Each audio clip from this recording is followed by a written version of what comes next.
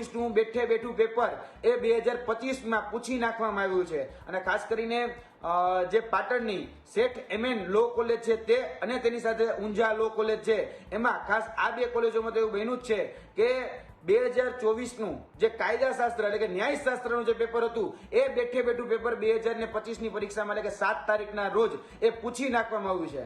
એટલે આ ઘોર બેદરકારીના કારણે, લાપરવાહીના કારણે, અંધેરી નગરીના ગંડુ રાજાના જેવું શાસન છે એને કારણે આમાં વિદ્યાર્થીઓના ભવિષ્ય સાથે ચેડા થઈ રહ્યા છે અને કોઈ જ જગ્યાએ આનું સંજ્ઞાન લેવામાં નથી આવતું. એટલે કે આ વિડીયોના માધ્યમથી સરકાર અને તેની સાથે સાથે જાહેર જનતા જોગ મેસેજ પહોંચે તેની સાથે સાથે અમે ઈમેલના માધ્યમથી HNGUને પણ આની ફરિયાદ કરીએ છીએ કે તાત્કાલિક ધોરણે આની ઉપર કાયદેસરની કાર્યવાહી કરવામાં આવે અને વિદ્યાર્થીનું ભવિષ્ય ન બગડે એવા પગલાં લેવામાં આવે. આની અંદર ઇન્વોલ્વ સ્ટાફ છે જેને પણ તકેદારી રાખેલી નથી તેની માટે પણ તેના નિવેદનો લેવા માટે પણ અને પૂર્વ સુચિંતિત અહેવાલ લેવા માટે 5 સભ્યોની કમિટી બનાવેલી છે.